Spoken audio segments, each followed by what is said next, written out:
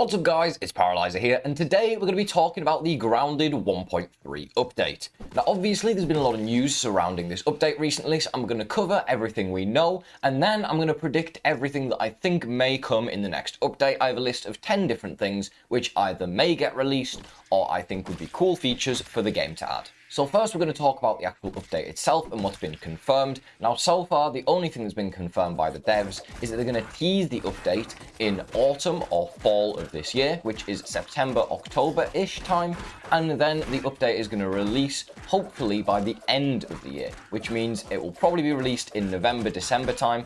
My prediction currently is the update will release sometime in December, which would mean that the playtest will maybe be mid to late November, which isn't too far away, but we've still got a bit of a wait.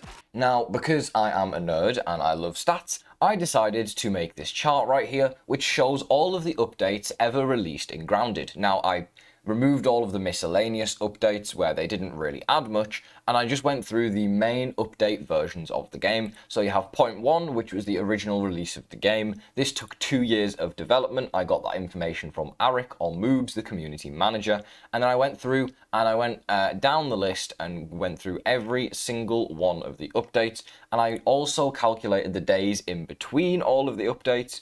And as you can see, if we go all the way down here, that is 250 days, assuming the update releases on 31st of December. Now, it probably won't release on the 31st of December. It'll probably be a bit before this, but let's say it's probably going to be 220 days. Now, the biggest gap in updates was the Super Duper update, which was the last update, which took 138 days. Although you could say there's a slight anomaly here. The full release technically was not worked on for 33 days, obviously. It was worked on ever since the original release of the game, so it took a lot longer than it actually says. As you can see here, it was worked on since the initial release, which is 2 years and a month. So that one is kind of an anomaly, but all the other updates here, you can see we've got 104 days for Into the Woods, 112 for Hot and Hazy, 107 on the home stretch, and then it was 138 for the Super Duper update. Now this is obviously the update with the Infected Broodmother, the Wasp Queen, and the Brawny Boy Bin. So in 250 days,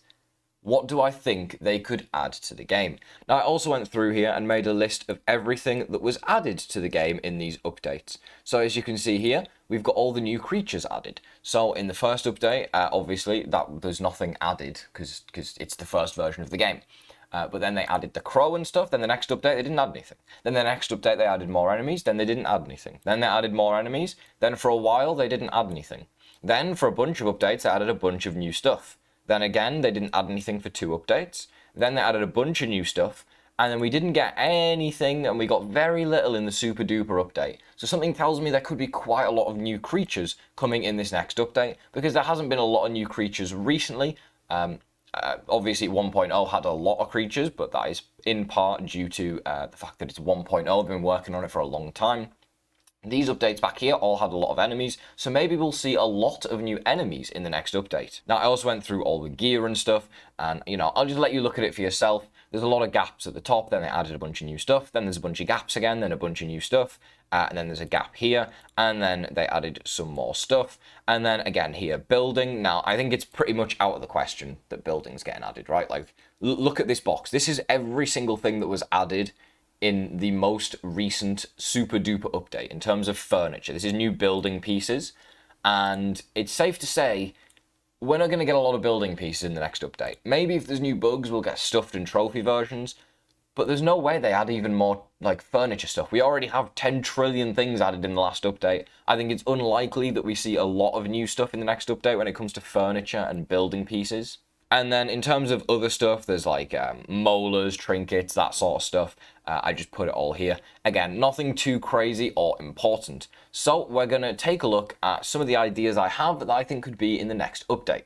Now, before we get into these, all of these ideas are my own. I know some people will have similar ideas for what they think could be added. I talked about this on Twitch with my chat, and we came up with a bunch of ideas. This is what I would either like to see or what I think is possible. Some of this stuff is more kind of what I want to see changed in the game rather than what I think will actually happen, but I will include it nonetheless. In at number 10, we have an overhaul to the gold card system in the game. Currently, the way it works is it's a 1 in 100 chance for most creatures to give you a gold. Bosses have a 1 in 10, and then obviously the bosses you can only kill once, guaranteed drop it every time you kill them. Now, I'd love to see an overhaul to this system.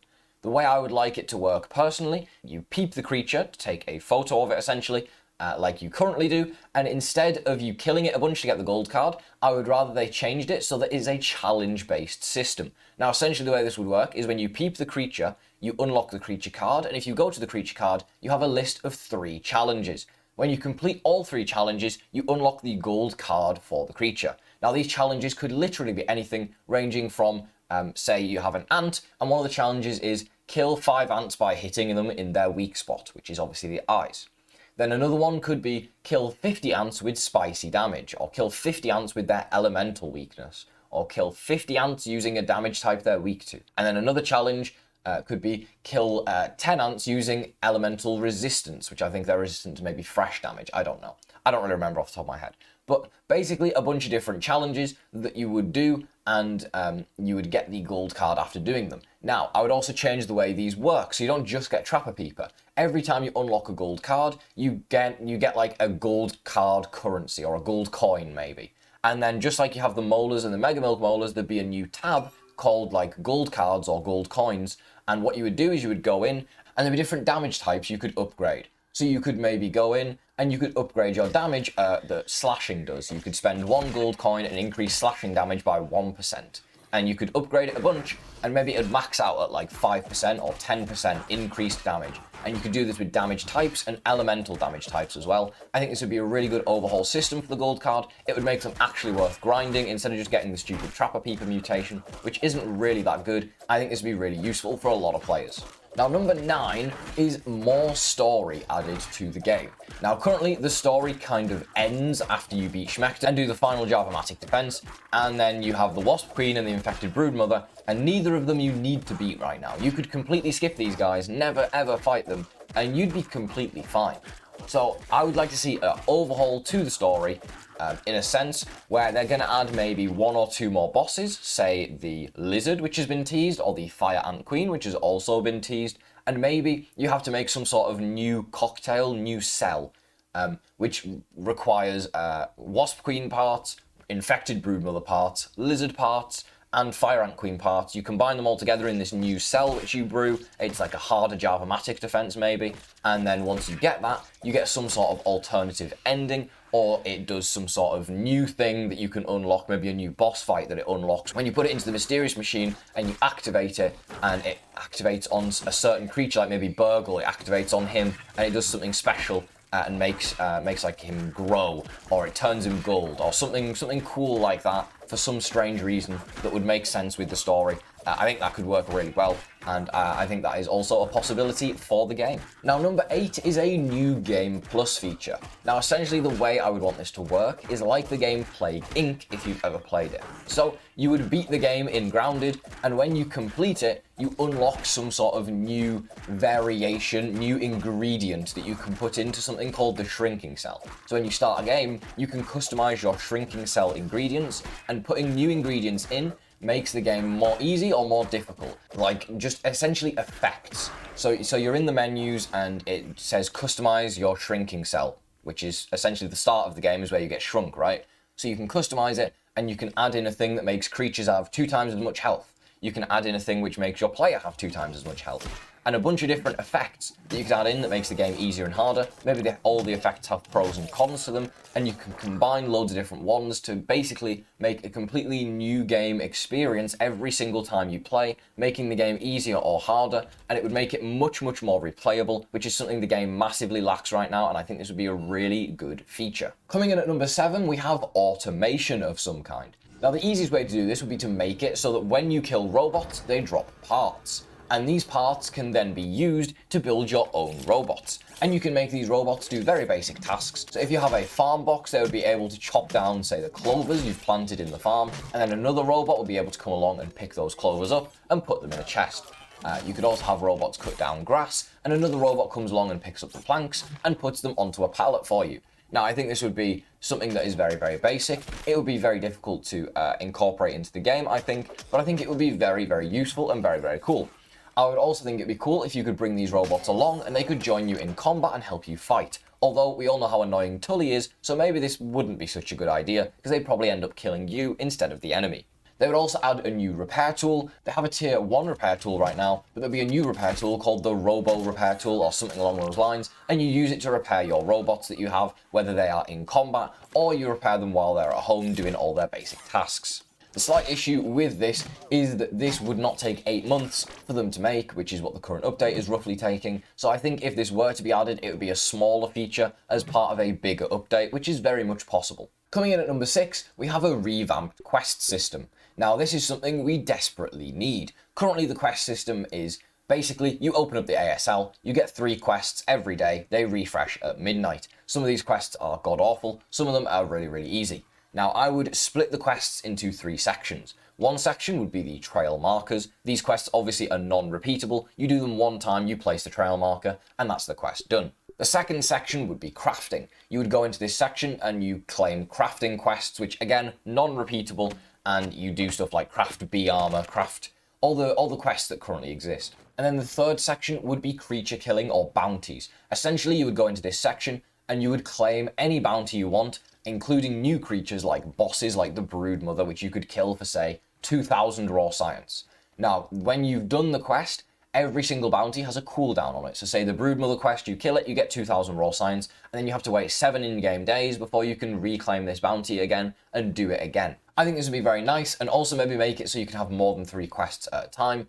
This also makes it easier for players. If they want to go and do all the trail markers straight away, you just go in, go to the trail marker quests, claim them all, start doing them, go and do them, come back, claim some more, do them all. Then you've got them all out of the way. You don't have to worry about getting them randomly when you're doing quests. Yet again, this feature would not take 8 months to develop though, so if it does get added, it would be a smaller feature as part of a bigger update, but I would still love to see the quest system revamped, because right now, it's a bit annoying.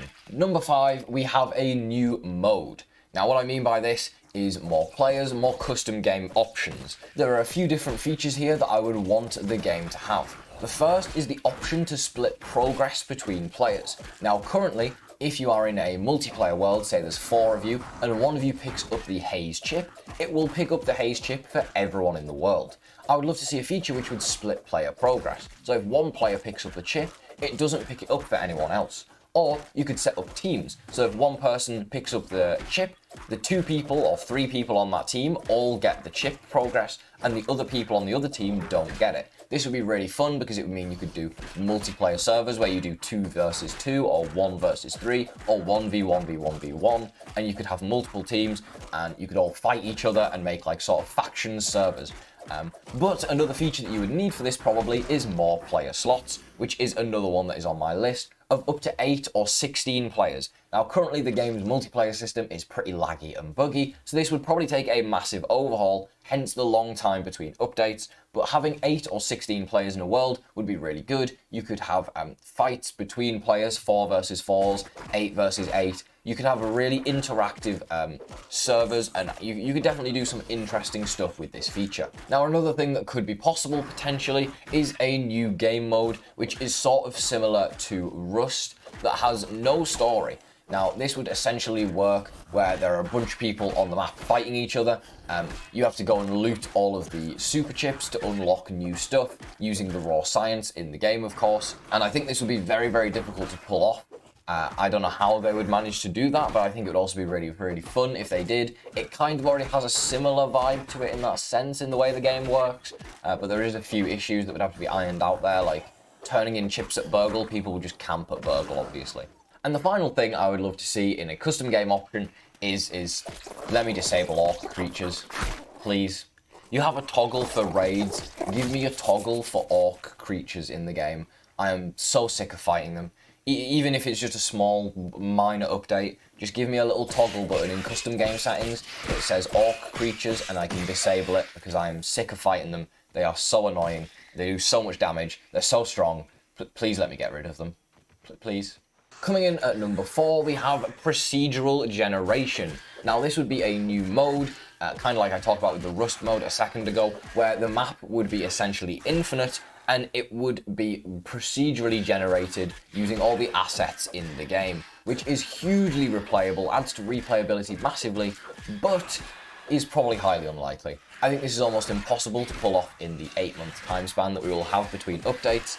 and I think that is just not the direction that the game seems to be going in, so I think it is just almost impossible, and I think this is a very unlikely feature, as cool as it would be for the sake of replayability.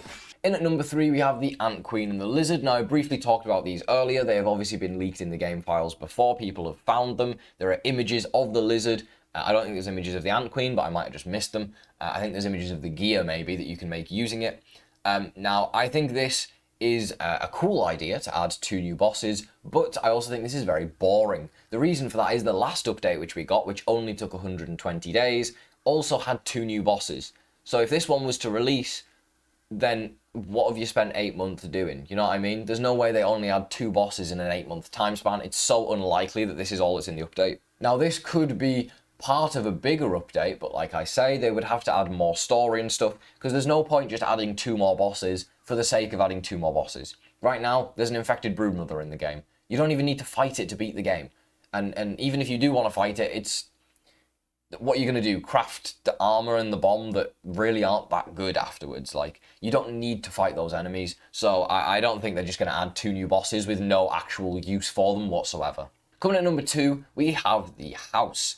Now, the house is huge, massive in the game, and we've never been allowed inside. The step is also an undeveloped area that used to have tape around it saying work in progress.